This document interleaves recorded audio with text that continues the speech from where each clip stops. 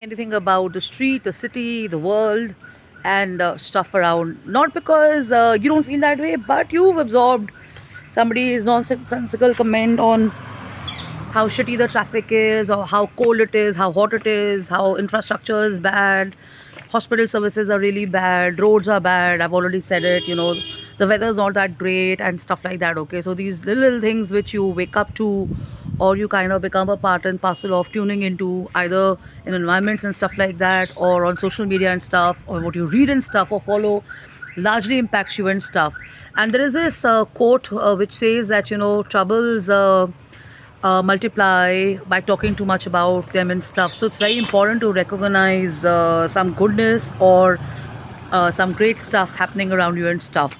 So a set of lines from my own experience. So nobody wants to hear about aches and pains and stuff.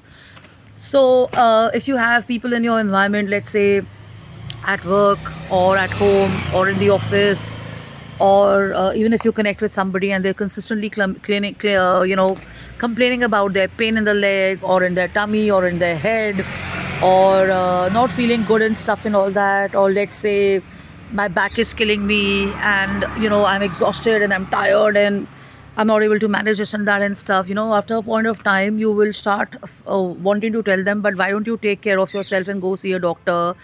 And why are you dragging and pulling people down with your issues and complaints and shares and stuff like that? Okay, so such people are looking for comforting ears and stuff like that. To a point, everybody can do that and somebody can do that, but if it becomes a habit, then it's not a very good practice or an ideal practice to encourage people to keep only talking about their health concerns and stuff. Okay, so nobody wants to hear about aches and pains and stuff, and go to a doctor, see a doctor, get the right medication and stuff, and why delay it?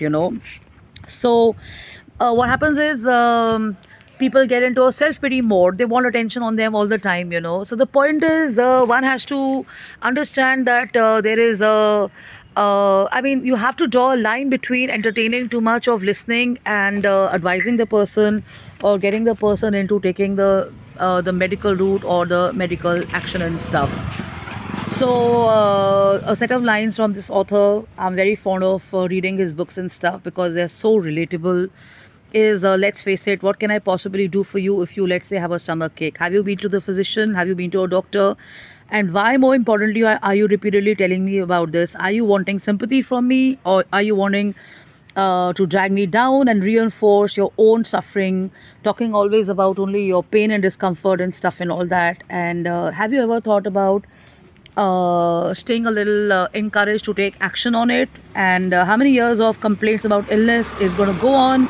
And how many people are you going to kind of pull into your own issues and concerns, and get attention from it? So complainers, as per him, love to play this game of sympathy. Their pain is always worse than yours, their illness is always bigger than yours. Okay, so it's human life. And we go through sickness, and we go through health concerns, and we have the happier times as well, and all that. Health is wealth.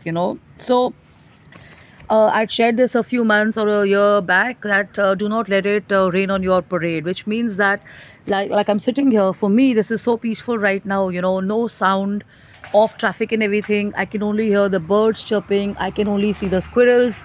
I can see, the strays around here. There's my neighbor goes in an auto. So beautiful flora around here, beautiful greenery around here, nice breeze on my face. Whereas if I come here and somebody comes and tells me, oh, what a lousy day, it's so hot, and it's not that great and stuff. If you hear that repetitive thing, what a lousy day is going to start playing in your head, and you're going to make it a part of your attitude and mindset and stuff. But if you are kind of focused or stronger in telling yourself, no, it's a great day, it's amazing, it's beautiful, the sun is out, the birds are chirping, and life is buzzing, it's happening, and I can see parrots here, and you're pausing and you're absorbing everything. That's when your own mindset in any place becomes good. You don't have to go to exotic places, you don't have to go far away to feel that there is calmness, or there is peace around you and stuff. Yes, going on a holiday to an exotic place, or to a hill station, or a far away fantasy land is a great idea, but these are little tips which you can actually include in your day-to-day thinking, and you can just avoid or ignore or not let it affect you and stuff. And if somebody's got into this habit, just tell them, hey, you know what, I mean, it's not really helping me feel good and great about my present scene and stuff around, so stop. Yeah. So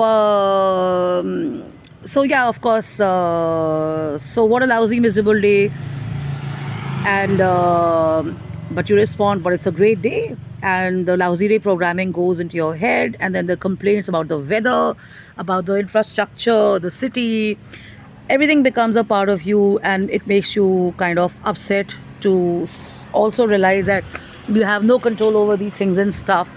But if you're genuinely interested in kind of making a significant impact on what's going around you and stuff, always a good idea to participate. Complainers don't make it better.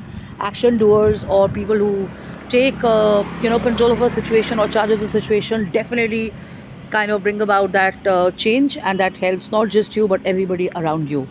So love and luck and take care and have fun and have a blast. Enjoy yourself, and remember to kind of slow down. And it's not like if you're in the office or something, you cannot or you can't step out and take a breather or take a walk. And when you're kind of sitting there, have a coffee, have a nice chai, have a beverage, tune into positive stuff. And if you really want to watch videos which are positive and great, that's amazing. But if you are following something which you're not familiar with, a good tip I can give you is to kind of switch off the volume and then watch it, because then it doesn't become a part of your psyche. So love and luck and take care and have fun, have a blast, enjoy, and cheers. Bye bye.